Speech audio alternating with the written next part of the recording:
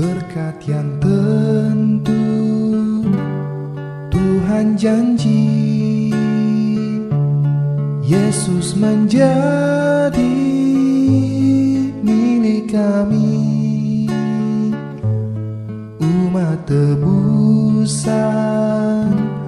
waris Allah, disuci oleh darah Yesus. Salam sejahtera untuk kita sekalian.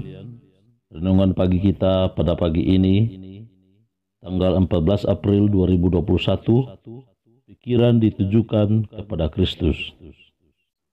Siapa bersih kelakuannya, aman jalannya.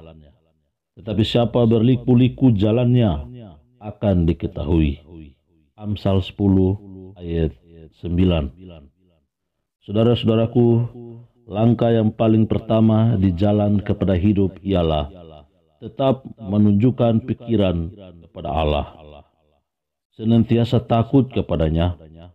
Suatu penyimpangan tunggal dari integritas moral menumpulkan kata hati dan membuka pintu kepada pencobaan yang berikut.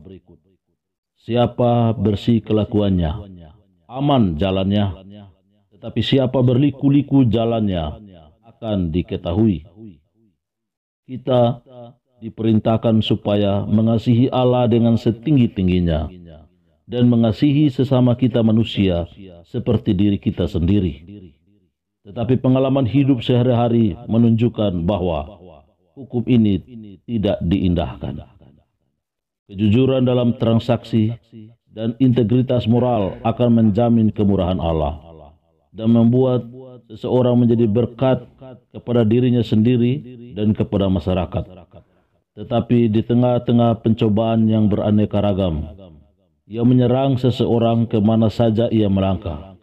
Mustahilah memeliharakan kata hati yang jernih dan persetujuan sorga tanpa bantuan ilahi dan suatu prinsip untuk mengasihi kejujuran demi kebenaran. Satu tabiat yang diakui Allah dan manusia, itulah yang harus lebih disukai daripada kekayaan. Dasarnya harus diletakkan luas dan dalam, bersandar pada batu karang Kristus Yesus. Ada terlalu banyak orang yang mengaku bekerja dari dasar yang benar itu. Yang melakukannya tidak tepat, menunjukkan mereka sedang membangun atas pasir.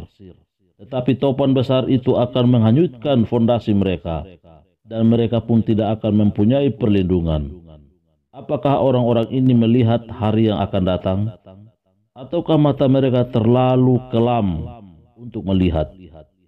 Melalui kabut keduniawian yang penuh hawa busuk, bahwa kehormatan dan integritas tidak dihargai dalam koin dunia ini.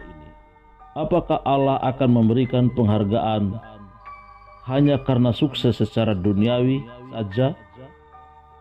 Nama mereka itu telah diukirnya pada telapak tangannya sebagai waris kepada kehormatan yang kekal, kekayaan-kekayaan yang tiada akan binasa.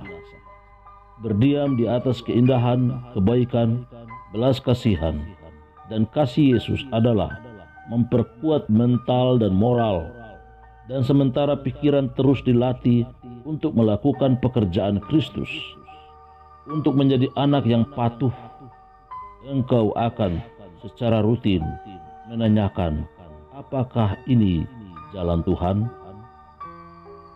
Kiranya firman ini dapat menguatkan iman kita. Mari kita berdoa. Bapa kami yang di surga, kami datang kepada Tuhan, memuja Tuhan pada pagi ini. Terima kasih banyak untuk firman Tuhan. Mampukan kami Tuhan untuk mengarahkan pikiran kami kepada Tuhan Yesus Kristus. Berikan kepada kami kuasa agar kami dapat melakukan berdiam di atas keindahan, kebaikan, belas kasihan Kristus, sehingga mental dan moral kami akan terus dikuatkan dan dikuduskan di dalam darah Kristus. Kami berdoa khusus untuk teman-teman, saudara-saudara yang mendengarkan kebenaran firman Tuhan ini dalam menghadapi berbagai pergumulan hidup. Mohon kiranya tuntunan dan kuasa Tuhan menyertai mereka, menghibur mereka, membawa mereka untuk lebih dekat dengan Engkau ya Tuhan. Terima kasih banyak Tuhan, karena Engkau sungguh baik dalam hidup kami. Terima kasih banyak Yesus, karena Engkau telah mati, bangkit, naik ke surga dan akan datang segera untuk membawa kami ke rumah yang telah Engkau sediakan.